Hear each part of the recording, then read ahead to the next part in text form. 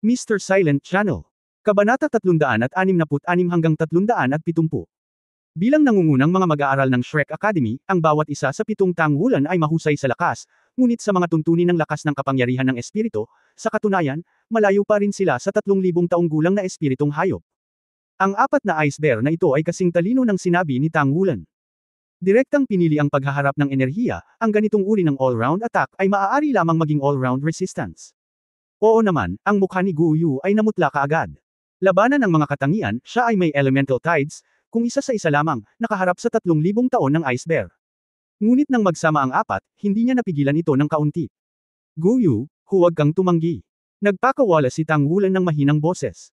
Kasabay nito, biglang lumiwanag ang kanyang mga mata, at ang lilang liwanag ay kumikislap sa kanyang mga mata. Sumama ka sa akin.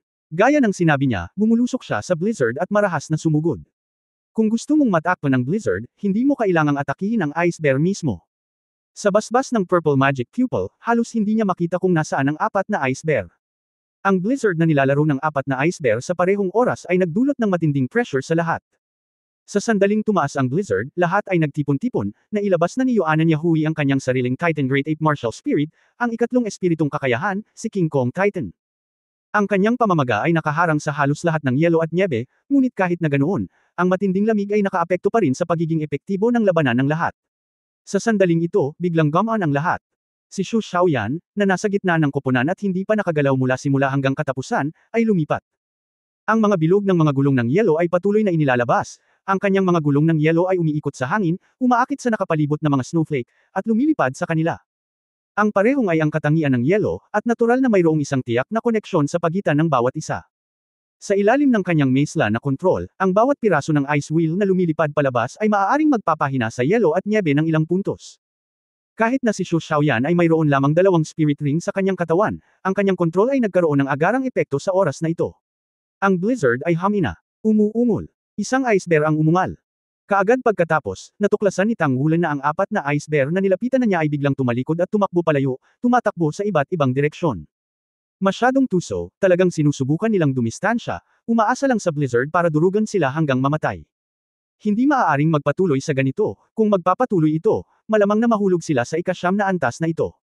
Ang lilang liwanag sa mga mata ni Tanghulan ay biglang lumakas, at same time niyang sinabi, Xiaoyan, kunin mo sina Yoanan at Zhengayo para ituloy. Guyu, binabantayan mo si Lizzie at Exi sa lugar. Magkahiwalay tayong kumilos. Habang nagsasalita, humakbang na siya, umalis sa koponan at nagmamadaling pumasok sa blizzard. Tumunog din ang ungol ng ice bear, at medyo bumagal ang takbo ng isang ice bear na tumatakas, at bumaba rin ng gusto ang blizzard. Purple Magic Pupil, Mental Shock. Naputol ang paglabas nito sa blizzard, at medyo pinabagal din ang bilis nito. Dala ng husto ang blizzard, walang takot na sumugod si Tanghulan, at ang asul na pilak na mga baging ng damo ay mabilis na pumulupot sa ice bear.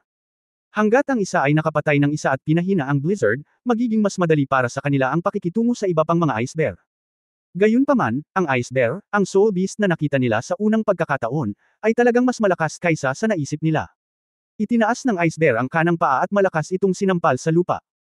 Biglang, sa gitna ng malakas na ingay, ang malaking puwersa ng pagkabigla ay yumanig sa lahat ng asul na pilak na baging ng damo na malapit nang bumabalot dito.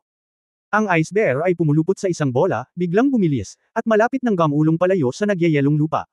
Ang lalaking ito. Ang 3 singsing ng espiritu sa Tanghulan ay biglang nawala, lumitaw ang isang bilog ng gintong mga singsing na espiritu, at ang walang kap-ares na kapangyarihan ng chi at dugo ay lumabas sa kanyang katawan, na may mga kaliskis na nakakabit sa kanyang katawan. Sa suporta ng dugo ng Golden Dragon King, ang matinding lamig na lubhang nakaapekto sa kanyang bilis ay agad na nagpapahina sa kanyang impluensya. Tinapakan ni Tanghulan ang lupa gamit ang kanyang kaliwang paa, sumugod patungo sa ice bear, at pinakawalan ang Golden Dragon Claw gamit ang kanyang kanang kamay. Nang malapit ng gamulong ang ice bear na iyon, hamarang ito sa harap nito. Mabilis na nag-react ang ice bear. Pagharap sa mga kuko ng Golden Dragon, mabilis itong nagbago ng hugis ng katawan. Ang mga higanting kuko ay tumaas at bumangga sa mga gintong kuko ng dragon ni Tanghulan. Boom! Umuungol. Isang malakas na puwersa ang dumating, ang lakas nitong 3,000 taon ng ice bear ay tiyak na higit sa 10,000 cut-ties, at ang katawan ni Tanghulan ay sinampal at dumulas pabalik. Ngunit ang ice bear ay mas hindi komportable. Ang mga kuko ng oso nito ay bumangga sa mga kuko ng gintong dragon, at bigla itong nabasag, at ang epekto ng pagdurog ng Golden Dragon Claw ay na-activate. Brazenly na binasag ang kanang paa sa harap ng ice bear na ito. Ang mga kuko ng ginintoang dragon ni Tang Wulan ay sumampal sa lupa, pinatatag ang kanyang figure sa pag-slide pabalik, muling nagpalakas, at lumipad patungo sa ice bear. Ang chi at dugo sa katawan ay lumundag, at ayon sa batas ng dragon na nanginginig sa kalangitan, ang kapangyarihan ng chi at dugo ay biglang lumakas ng ilang beses. Bagamat hindi pa rin niya magagamit ang totoong Dragon Shaking the Sky, pagkatapos ng panganib na lumitaw sa araw na iyon, nalaman ni Tang Wulan na kapag siya ay nagkaroon ng malas at dugo, talagang makokontrol niya ang kanyang dugo upang tumutok sa isang tiyak na direksyon. Upang mapakilos ang sariling chi at dugo tulad ng pagpapakilos ng kapangyarihan ng kaluluwa. Bagamat gagawin nitong napakabilis na maubos ang enerhiya ng chi at dugo, maaari rin itong magbigay sa kanya ng malakas na explosive power sa maikling panahon. Halimbawa, ngayon, sa dugo at dugo na umaagos sa kanyang kanang braso, ang Golden Dragon Claw ni Tang Wulan sa kanyang kanang kamay ay tumindi ng husto, sumasabog ng makinang na liwanag, maging ang nakapalibot na mga snowflake na nahulog mula sa langit ay naging malabong gininto ang kulay, at siya ay sumabog ng malakas. Sumugod ang katawan at bumangga sa ice bear. Ang ice bear ay sumabog na may isang layer ng ice blue light, ang nasugatan na kanang paa ay nakatago sa loob ng katawan, at ang buong katawan ay sumambulat na may nakasisilaw na asul na liwanag, na parang naging malaking hockey puck, at lumipad diretso sa Tang Wulan. Si Tang Wulan ay hindi natakot, ang gintong dragon ay sumabog, ang kanyang dugo ay muling tumaas, at ang kanyang buong katawan ay nabahira ng isang layer ng ginto. Ang mga Golden Dragon Claw shot ay nagniningning sa nakasisilaw na kinang, at sa ilalim ng amplification ng Golden Dragon Body, sila ay walang pakundangan na nabangga sa makapangyarihang spirit skills ng Ice Bear King. Boom! Ang buong bulwagan na may ganitong dagandong at pagyanig ay tila yumanig ng marahas, at ito rin ay nakatawag ng atensyon ng ibang mga tao sa parehong oras. Ang lahat ay malabo na nakakita ng isang gintong liwanag na kumikislap sa isang tiyak na direksyon. Ang blizzard ay biglang hamina, at isang galit na dagandong ang nagmula sa mga bibig ng iba pang tatlong ice bear. Napaatras si Tang Wulan ng 7 o 8 hakbang bago siya makatayo ng matatag. Bahagyang nanginig ang kanang braso. Siya lang ang nakakaalam ng nangyari kanina. Ang ice bear na naging hockey puck ay may malakas na epekto at ang lakas ng depensa nito ay tumaas ng ilang beses. Ngunit ang kinakaharap nito ay ang mga kuko ng gintong dragon na ginamit ang katawan ng gintong dragon at ang dugong idinulot ng malas. Sa ilalim ng isang kuko, ang buong katawan ng ice bear ay nagkapira-piraso, at ang epekto ng pagdurog ng Golden Dragon Claw ay lumabas. Sa sandaling bago ang banggaan, isang talampakan ng gininto ang liwanag na pinakawalan mula sa harap na dulo ng mga kuko ng Golden Dragon ay tumusok na sa depensa ng Ice Bear King, na naging dahilan upang bumaba ng gusto ang pangkalahatang depensa nito, at pagkatapos ay ang pisikal na epekto. Bagamat si Tang Wulan ay napatalsik ng higanting puwersa, nalutas din niya ang Ice Bear. Ito ay isang banggaan ng purong lakas at isang barbaric na sining. Bahagyang napabuntong hininga si Tang Wulan habang inaayos niya ang kanyang chi at dugo, at ang kanyang kanang braso ay medyo nanginginig dahil sa sobrang lakas. Ang kapangyarihan ng kaluluwa ay hindi gaanong naubos, ngunit ang chi at pagkonsumo ng dugo ay hindi maliit. Ang katawan ng gininto ang dragon at ang malas na chi at dugo ay lubos na uubusin ang kanyang Golden Dragon King chi at kapangyarihan ng dugo.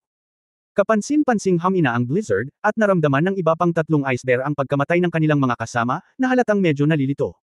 Pagkaraan ng maikling panahon, nagkaroon ng dagandong, at unti-unting nawala ang blizzard.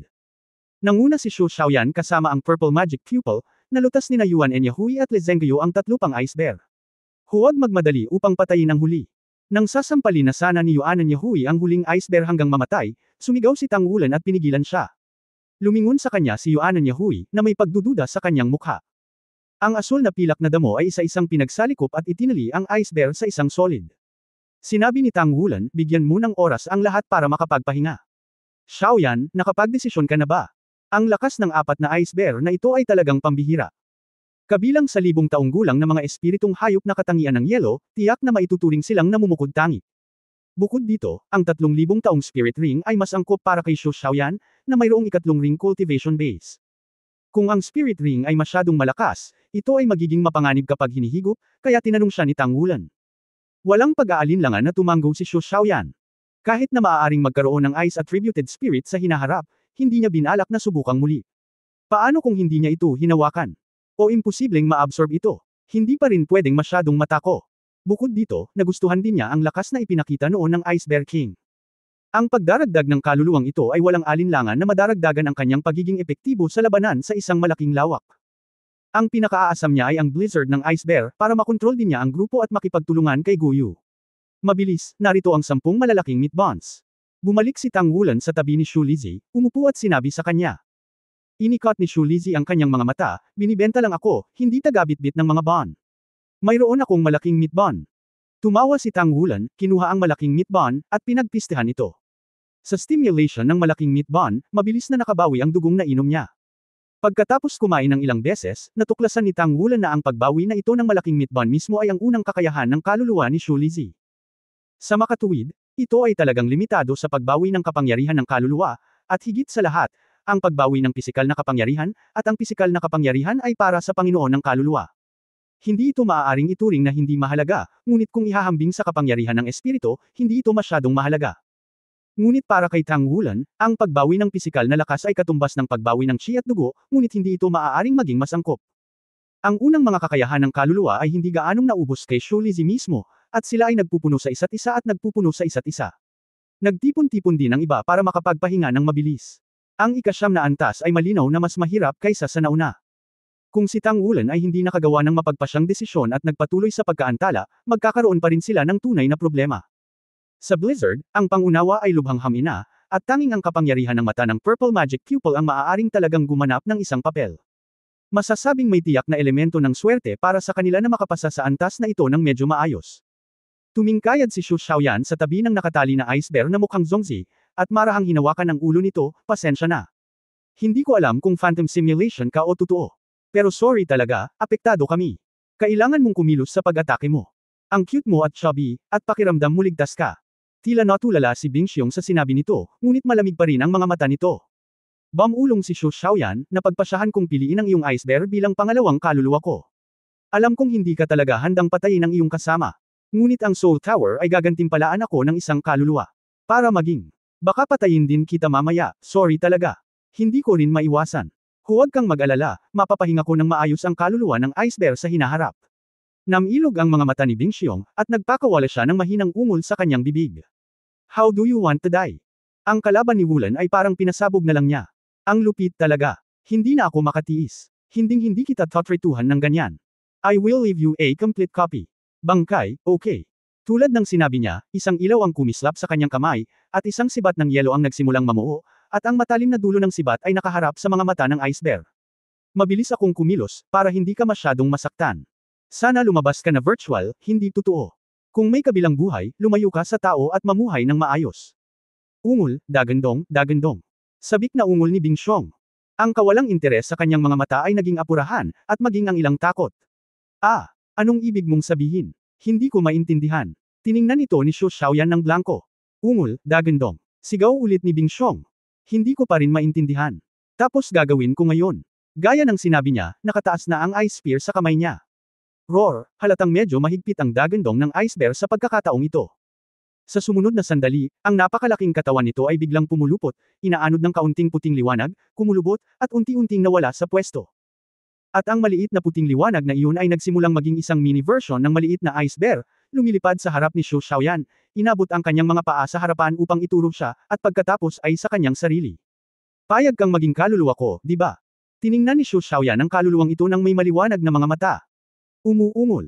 Ang mini ice bear ay desperadong tumango habang patuloy na umaatungal. Hindi kita pinilit, kusa mong ginawa. Tiningnan ito ni Shu Xiaoyan na may matamis na ngiti. Umuungol. Muling tumango ang mini ice bear. Okay, paghihirapan ko. Nawala si Shu Xiaoyan mula sa sibat ng yelo sa kanyang kamay, umupo sa lugar, at ang liwanag ng kapangyarihan ng espiritu ay lumitaw sa kanyang katawan. Ang mini ice bear ay mabangis na lumipad patungo sa kanya, at dumiretso sa kanyang katawan. Biglang lumitaw ang isang layer ng ice mist mula kay Shu Xiaoyan. Captain, baka kailangan mong tapusin ng maaga ang iyong pahinga. Napahiyaw si Shu Xiaoyan. Kung tutuusin, noon pa lang niya inisip na cute ang ice bear, at kusa itong inaasar, ngunit hindi niya inaasahan na takot din pala sa kamatayan ng ice bear, kaya nakipagkompromiso siya at willing na maging kaluluwa niya. Malabo na nadama ni Shu Xiaoyan na ang diwa ng pagsasanib na ito ay dapat na iba sa gantimpala na direktang ibinigay ng Spirit Tower. Tinanggap ng walang pag-aalinlangan. Oo naman, sinimulan lang ni Shu Xiaoyan na sumipsip ng kaluluwa ng ice bear. Muling tumunog ang electronic tone, pumasa sa ikasyam na antas, maaari mong piliing sumipsip ng 3,000 taon ng espiritu, ice bear. O magpatuloy sa pag-akyat. Tumingin si Tang Wulan kay Gu Yu, ano ang gagawin natin? Sinabi ni Gu Yu, may yuanan niya huy, kailangan nating magpatuloy sa pag-akyat. 2 kota para sa pag-absorb ng mga espiritu. Kung mananatili dito, maaari lamang niyang ma-absorb ang spirit ring na ito. Walang problema ang pananatili ni Xiaoyan dito, nagtatapos lang siya. Pagkatapos ng meditation, ito ay teleport palabas. Okay, then we continue to move up. Walang pag-aalinlangan na sinabi ni Tang Wulan. Si Xu Xiaoyan ay nakakuha na ng angkop na kaluluwa, at ang susunod na hakbang ay si Yuanan Yahui. Matapos ang patuloy na pagpapakawala ng kanyang mga kakayahan sa kaluluwa, si Xu Lizi ay tila medyo nalanta. Kumain si Tang Wulan ng higit sa 100 malalaking meatball ng mag-isa, at punong-puno siya ng enerhiya ngayon. Pumunta. Nanguna si Tang Wulan, pumasok muna sa light gate at pumasok sa ika-10 antas. Sumunod naman ang 5 pa sa likuran.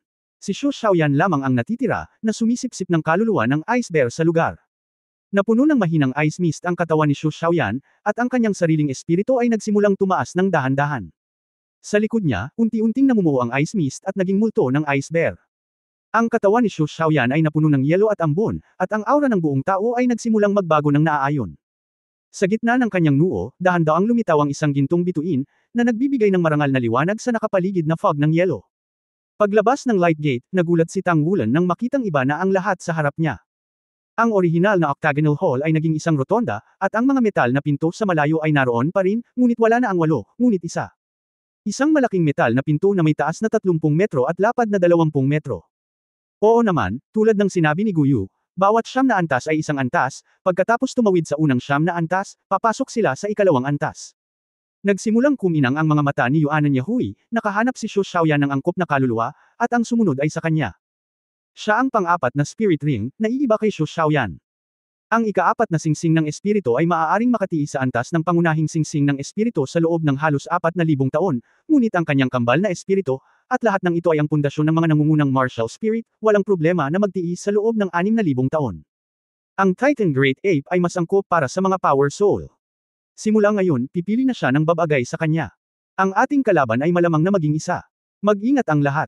Mataimtim na sinabi ni Tang Wulan. Sa di kalayuan, dahan-daang bumukas ang nag-iisang metal na pinto, hindi pa lumilitaw ang spirit beast na kakaharapin nila, at isang mabangis na aura ang kumalat mula sa likod ng metal na pinto. Bang! Isang muffled sound ang nagmula sa kuweba. Bang, bang, bang, sa isang dagandong, isang malaking figure ang unti-unting lumitaw sa kanilang paningin. Ang buong katawan ay natatakpan ng isang layer ng lilang itim na kaliskis. Ito ay higit sa 10 metro ang haba at tumitimbang ng hindi bababa sa 10,000 jin. Nakadapa ito at may malaking buntot. Bawat hakbang na gagawin ay manganginig ang lupa. Sa paghusga ng matalas, ito ay mukhang isang malaking butiki, ngunit kung titingnan mong mabuti, makikita mo na ang ulo nito ay mas malaki kaysa sa isang normal na butiki, na may 2 hubog na sungay na umaabot paitaas. Ito ay Demon Lizard Dragon. Gulat na sabi ni Xie. Nakita lang niya ang ganitong uri ng soul beast sa ilang sinaunang talaan, ngunit ito ang unang pagkakataon na nakita niya ang totoong bagay. Noong sinaunang panahon, ang dragon ng butiki ng devil ay isa ring napakalakas na soul beast. Magaling siyang mag-control ng dark elements. Bukod dito, ito ay isang napakalupit na kaluluwang hayop. Kahit na ito ay hindi para sa kapakanan ng pagkain, madalas itong pumapatay ng iba pang mga espiritong hayop nang walang pinipili, na lubhang agresibo. Tulad ng mukha ng tao na demonyong gagamba, kabilang sila sa kategoryang napaka-repel din sa mundo ng mga espiritong hayop. Napuno ng mabangis na hininga ang hangin, at biglang itinaas ng demonyong butiki na dragon ang kanyang ulo at itinaas ang kanyang ulo sa langit at nagpakawala ng malakas na sigaw. Ang malupit na boses ay parang isang magic sound, si Xie at Xu Lizi, na mas mahina sa espiritu, ay namutla. Iwan mo na sa akin ito. Biglang sumugod si Tang Wulan palabas. Ha! Parehong nakasimangot sina Yuanan Yahui at Le Zhengguo, na sobrang impulsive. Isa itong Devil Lizard Dragon na may cultivation base na higit sa 4,000 taon, at anumang soul beast na nakikipag-ugnayan sa dragon ay walang mahina. Kilala rin ang Devil Lizard Dragon sa kalupitan nito. Hayaan mo na siya, magpahinga na tayo. Sinabi ni Guyu habang siya ay nakaupo upang magnilay, hindi man lang siya tumingin sa larangan ng digmaan sa pagitan ni Tang Wulan at ng Devil Dragon. Ang init ng ulo ng demonyong butiki dragon ay maaaring inilarawan sa 4 na salita na talagang mainit. Nang sumugod si Tang Wulan patungo dito, tahimik na itong na-provoke nito. May isa pang sigaw, at ang malaking buntot ay bumagsak sa lupa, na parang lumilipad, at dumiretso sa Tang Wulan. Ito ay napakalaking sukat, at ang bilis sa sandaling ito ay nagmamadaling umakyat. Sa likod ng demonyong butiki, mayroong 6 na parang hasang na pakpak na nakabuka upang tulungan itong lumutang sa hangin. Ang flang tail ay nagpapakilos sa daloy ng hangin. Ang hangin sa paligid ay tila madilim sa isang iglap, ngunit sa isang iglap, ito ay nakarating sa Tang Wu. Sa harap ni Lin, bamuka ang bibig nito at kinagat siya. Itaas ang ulo. Sa sandaling ito, isang malalim na dagandong ng dragon ang sumambulat. Si Yuan Yahui at Le Zhengguo, na nanunood ng labanan, ay nakita ang katawan ni Tang Wulan na kumikislap ng gininto ang liwanag, at ang kanyang katawan ay tila tumangkad sa hangin. Ang gininto ang halo ay lumitaw, at ang dragon ang dagandong ay talagang sumabog mula sa kanya. Ang orihinal na napakayabang at nangingibabaw na Diablo na butiki na dragon, sa sandaling ito ay tumunog ang dragon, ang malaking katawan nito ay tila naninigas sa hangin, at pagkatapos, sa ilalim ng nakatulala na tingin ng lahat, ang anim na pakpak ay tila nawala ng kapangyarihan. Ang malaking katawan nito ay nahulog mula sa langit at direktang bumagsak sa lupa na may mahinang tunog. Ang malaking tao ay nahulog sa isang iglap. Ngunit si Tangwulan, na tumalon sa hangin, ay nahulog mula sa langit, at ang ginintoang liwanag ay kumislap sa mga kuko ng gintong dragon, at sa pamamagitan ng isang, poof, diretso niyang ipinasok ang likod ng ulo ng 1,000 taong gulang na butiki hanggang sa lumubog ang buong braso. Ang malaking katawan ng halimaw na butiki ay kumikibot ng husto, ngunit hindi ito nagtagal, at huminto ito sa paggalaw. Ito. Si Yuan Enyahui at Lezengyo ay parehong mukhang tanga. Si Yuan Enyahui ay lubos na nagtitiwala sa kanyang sariling lakas, ngunit kung siya ay mapalitan sa kanya, na nakaharap sa tulad ng isang demonyong lizard dragon na may cultivation na base na 4,000 taon, kung gusto mong manalo ng one-on-one, natatakot ako na kailangan mong magbayad. Ang masakit na presyo. Ngunit sa harap ni Tangwulan, ang devil lizard dragon na ito ay parang papel, at nang makilala niya ito, siya ay bumagsak at namatay. Ito ay simpleng hindi maisip. Medyo kakaiba ang ekspresyon ni Tangwulan. Hindi lang dahil ang Devil Lizard Dragon na ito ay napakadaling patayin, kundi dahil din nang matalo niya ang Devil Lizard Dragon, ang kanyang braso ay tumusok sa ulo nito, mahina, isang daloy ng init ang sumunod sa mga kuko ng gintong dragon sa kanyang katawan. At saglit na kumulo ang dugo sa katawan niya. Ang katawan ng gintong dragon, malas at dugo, hayaan siyang mamukadkad ang gininto ang hininga ng dragon. Sa pagharap sa hininga ng haring gintong dragon, agad na nawala sa isip ang demonyong butiki, kaya't namatay siya ng napakabilis. Ngunit sa oras na ito, malinaw na naramdaman ni Tangwulan na ang init na dumadaloy sa kanyang katawan mula sa Devil Lizard Dragon ay nagpasigla sa kanyang malas na chi at dugo na tumaas ng malaki. Sa orihinal, ang antas ng Dragon Shockang ay 8%. 10 ang nabasag sa isang hadlang, at tila tumaas ito sa 85%. Ayon sa orihinal na pagtatansya ni Tangwulan, pagkatapos maabot ang 80%, magiging napakahirap na ipagpatuloy ang pagsasanay sa malas na chi at dugo, dahil upang maiwasan ang panganib anumang oras, aabutin ng hindi bababa sa isang buwan upang maabot ang sandaling ito. Pambihirang tagumpay. Mapapakain ba ako ng pagpatay sa mga Dragon Spirit Beast?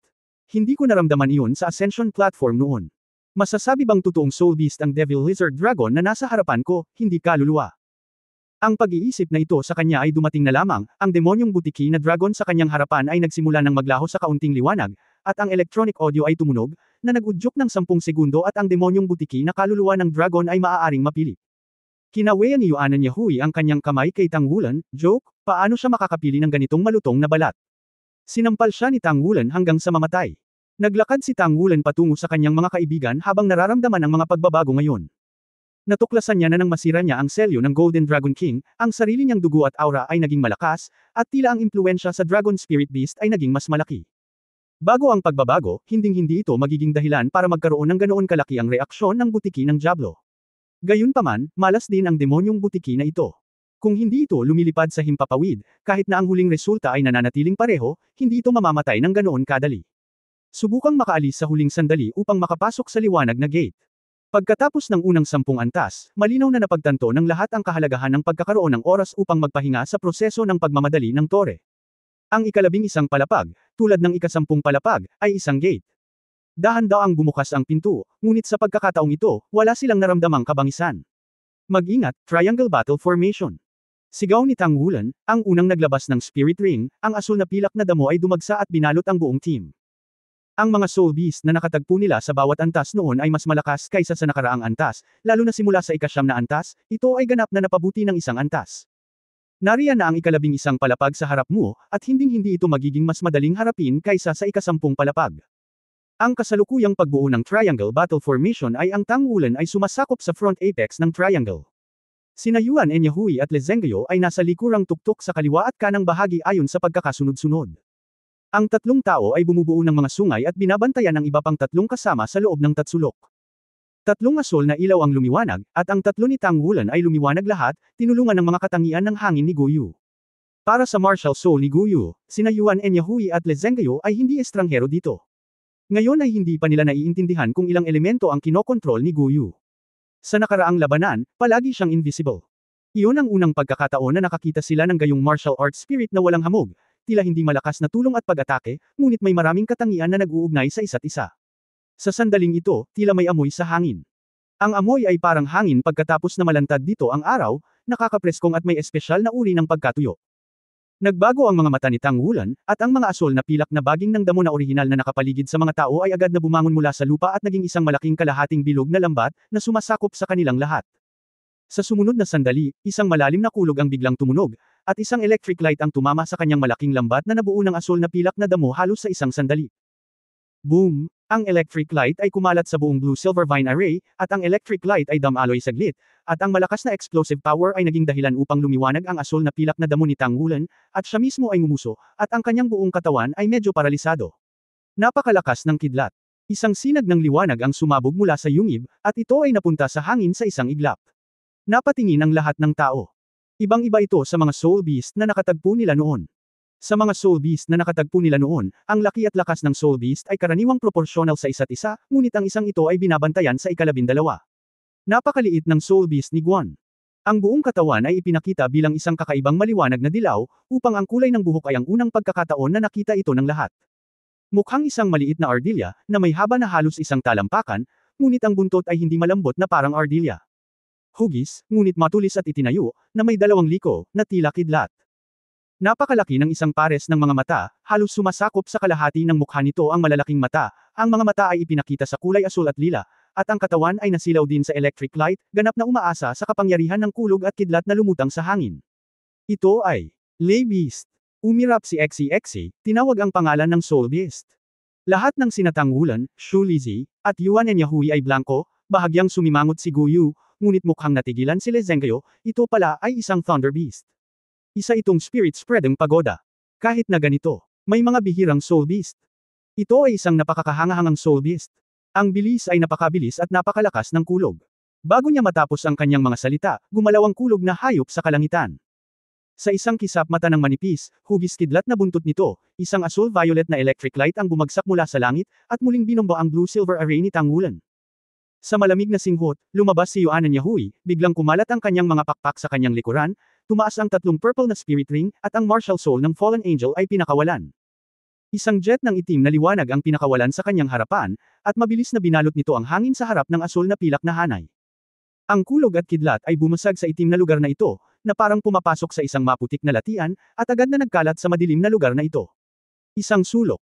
Tahimik na naglaho ang itim na ambon, ngunit nakaharang din ang kulog at kidlat.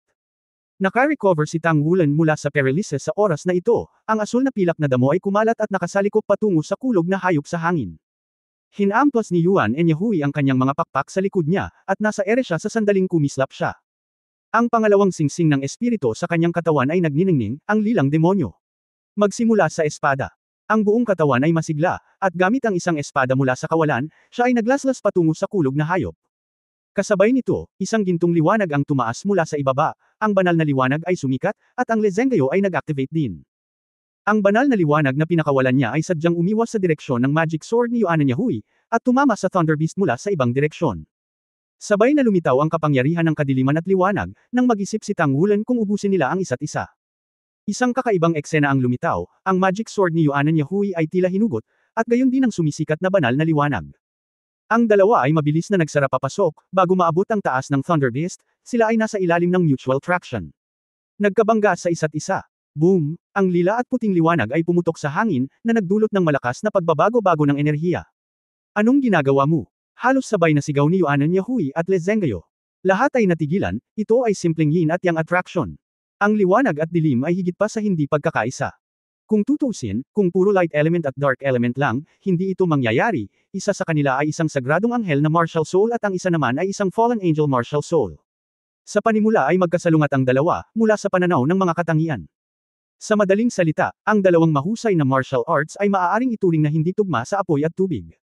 Eksakto sa sitwasyong ito na nang sila ay umatake sa isa't isa at naramdaman ang hininga ng bawat isa sa martial arts, binago nila ang direksyon ng pag-atake. Hindi rin sila kontrolado ni Enyahui at Le Zhengguo. Nagkaroon ng gulat sa kanilang panig, ngunit naiwasan na ng Thunder Beast ang asul na pilak na damo ni Tang Wulan. Ang kanyang katawan ay umikot sa hangin, naging isang electric light, at ito ay 100 metro ang layo sa isang iglap.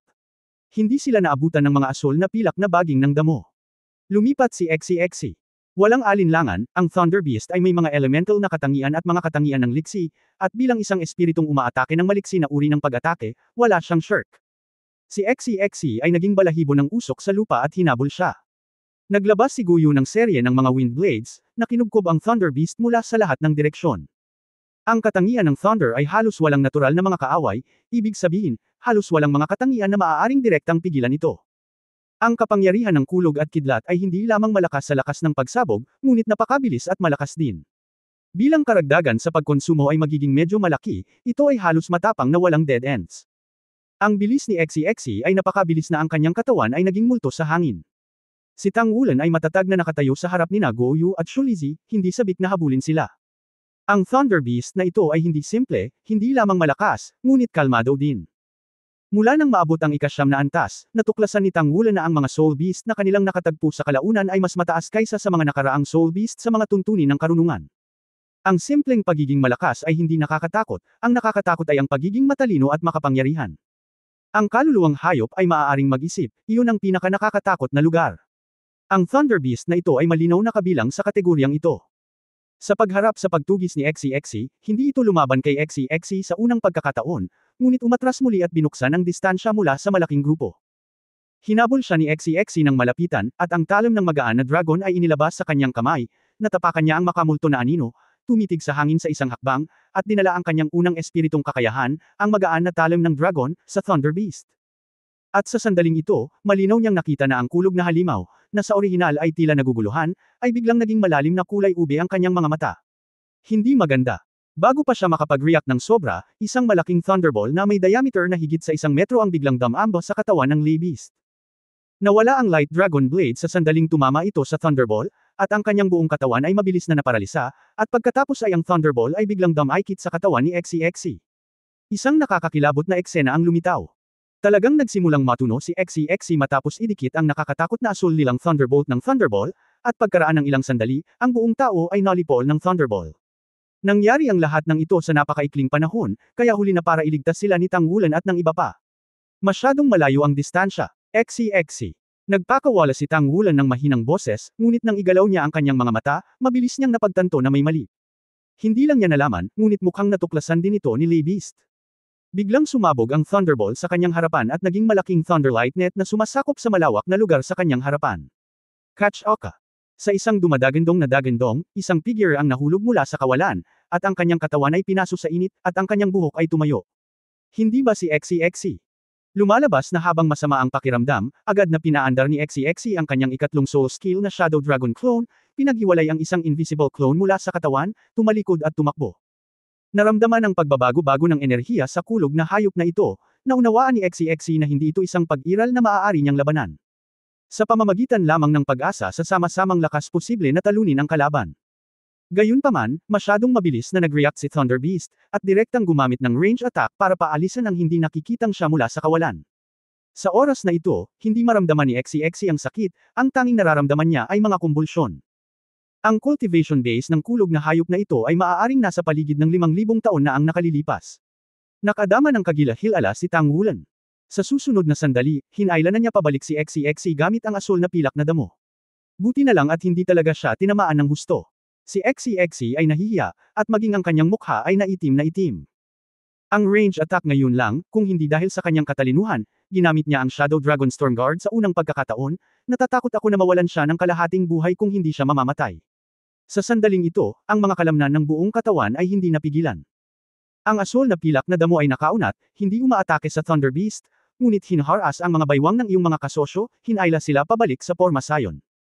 Sa katawan ni Tang Wulan, ang ikatlong purple na spirit ring sa wakas ay nagliwanag sa unang pagkakataon. Taglay na niya ang spirit ring na ito mula noong na-upgrade ang kanyang cultivation sa level 30, ngunit hindi pa niya ito ginamit ni minsan sa labanan. Humihingi ng paumanhin si Guyu sa likod niya, masyadong malayo ang distansya ngayon, at hindi siya maabot ng aking special power. Huwag kang sisihin, lahat, mag-ingat. Sigaw ni Tang Wulan sa malalim na boses. Kasabay nito, dahan-dahan niyang itinaas ang kanyang mga kamay, at nabaliktad ang dugo sa buong katawan. Kung siya ang mangganguna sa pagbaligtad ng kanyang swerte at dugo, hindi niya mailalabas ang iba't ibang espiritong kakayahan ng Blue Silvergrass dahil sa mga hadlang ng kanyang espiritual na kapangyarihan, ngunit ngayon ay nakumpleto na niya ang ikatlong espiritong kakayahan ng Blue Silvergrass, dahil ang kakayahan ng kaluluwa na ito ay karaniwang autonomous, kaya maaari niyang palayain ang kanyang mga kamay at ipakita muli ang gintong halo. Ang malalim na dagandong ng dragon ay umalangaw kay Tang Wulan, na naging dahilan upang bahagyang matakot ang kulog na hayop. Natigilan ito sa hangin na napapakamot sa tenga at pisngi, at ang malalaking mata ay namimilipit sa paligid, tila naghahanap ng direksyon kung saan magsisimula. Sina Yuan Enyahui at Lezengyo ay nakatingin sa isa't isa sa oras na ito. Idiot, tingnan mo kung ano ang ginawa mo. Kung hindi dahil sa iyo, nahuli ko ang halimaw na kulog. Galit na sabi ni Yuan Enyahui kay Lezengyo. Walang sinabi si Lezengyo, kalokohan mo, mahuhuli mo ang Thunder Beast nang wala ako. Ang Thunder Beast na ito ay nilinang ng higit sa 5,000 taon, at anuman ang bilis at lakas ng pagsabog nito, nalalapit na nito ang rurok. Alam mo ba kung bakit? Ang Thunder Beast ay walang 100,000 taon na antas. Ito ay dahil ang pundasyon nito ay napakatibay at napakalakas ng 100 taon. Halos maging isang hindi makontrol na estado, sa makatuwid, sa mundo ng Soul Beast, si Lay Beast ay hindi pinapayagang mabuhay hanggang doon. Para kay Lay Beast, halatang mas alam niya kaysa kay Yuan Enyahui. Nang inag si Xexi sa electric voice, oo, napakalakas ng kulog na hayop na ito. Ang intensity ng enerhiya nito ay mas malaki kaysa sa sinuman sa atin.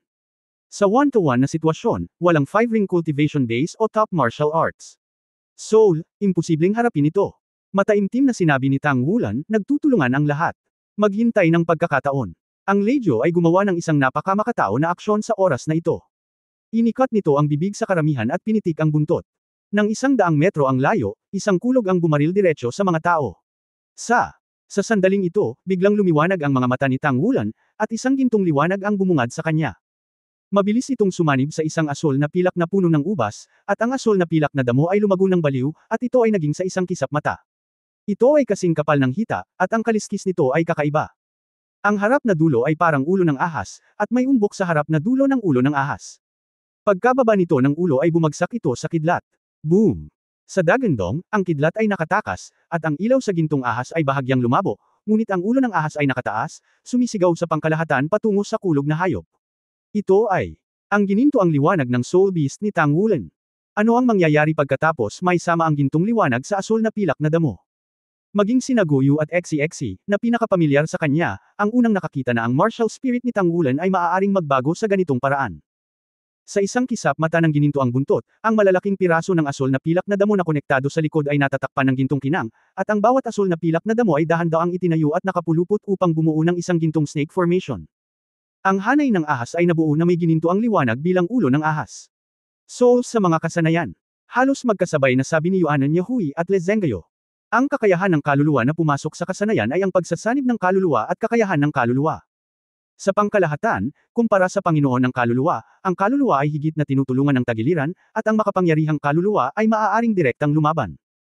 Gayunpaman, ang mga unang kaluluwa ng bawat master ng kaluluwa ay medyo mahina, kaya kapag maraming tao ang pumili ng mga kaluluwa, mas gugustuhin nilang hayaan ang mga kaluluwa at ang kanilang sariling mga martial soul na isama upang madagdagan ang lakas ng mga martial soul, ngunit kakaunti din ang mga tao.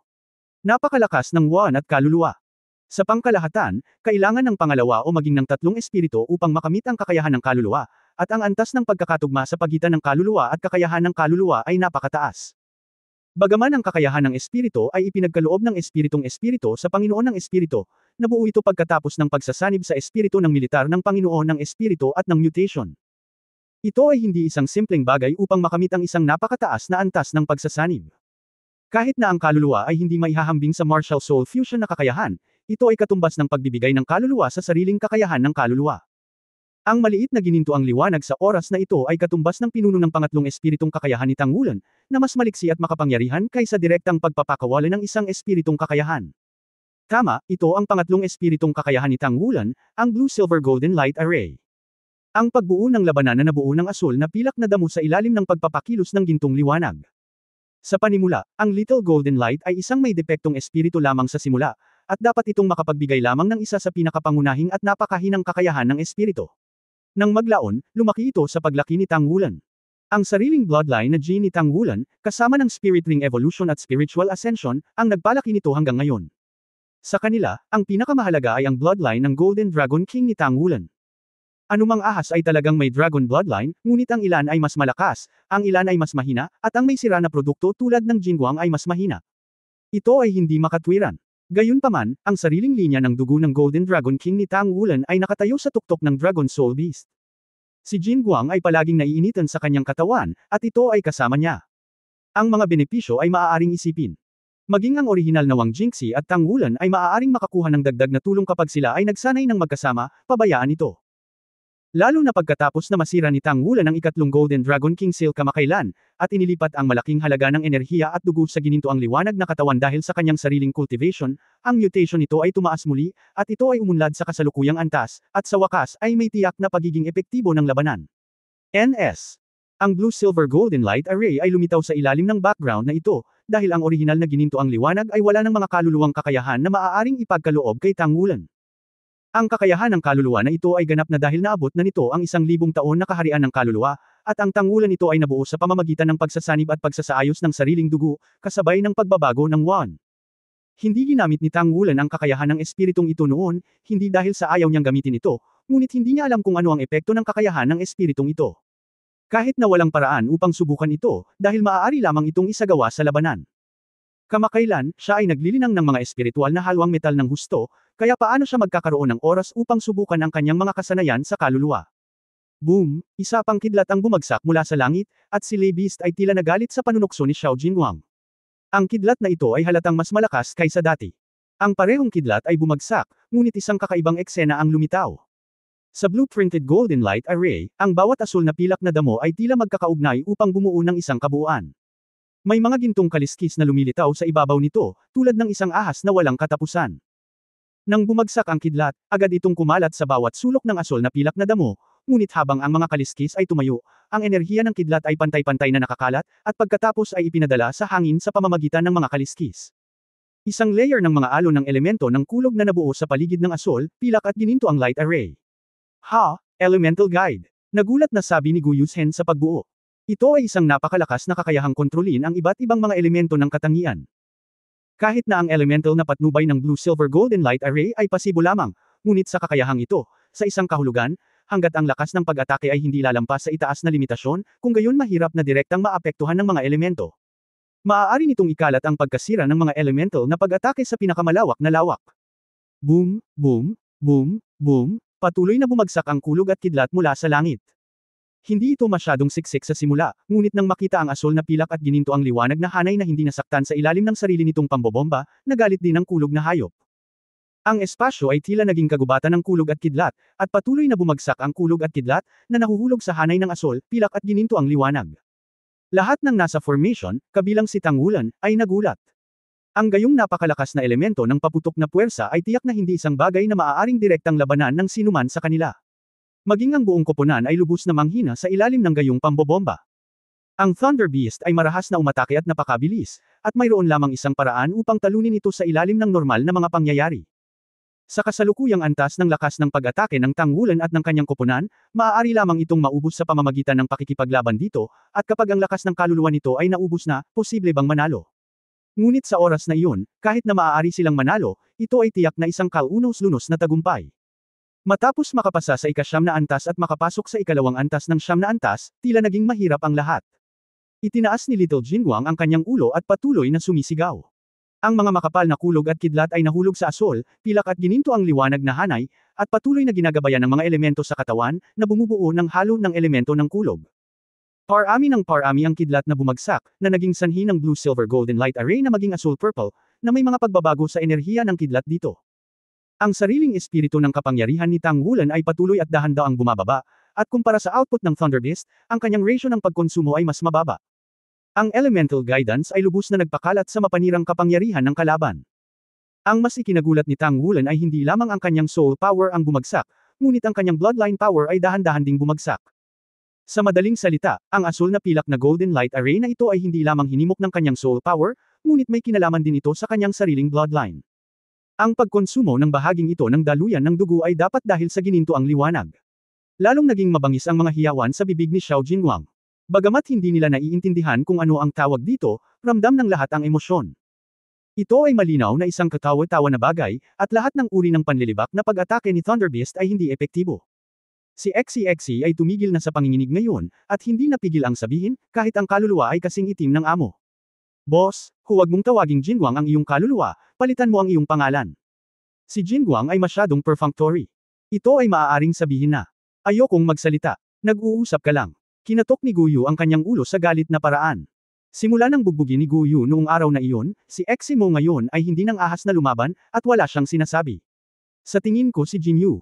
Isang mapaglarong ngiti ang lumitaw sa sulok ng bibig ni Gu Yu. Ito ba ay isang magandang bersyon ng chat? Walang magawang sabi ni Tang Wulan. Ungol, dagandong, sa sandaling ito, lumingon si Xiao Jinguang at sumigaw kay Gu Yu ng ilang beses. Malinaw na naiiba ito sa mga sigaw na itinuro sa Thunder Beast, na talagang nakakabigay puri. Tingnan mo, ito ay lubos na nasisiyahan sa pangalan.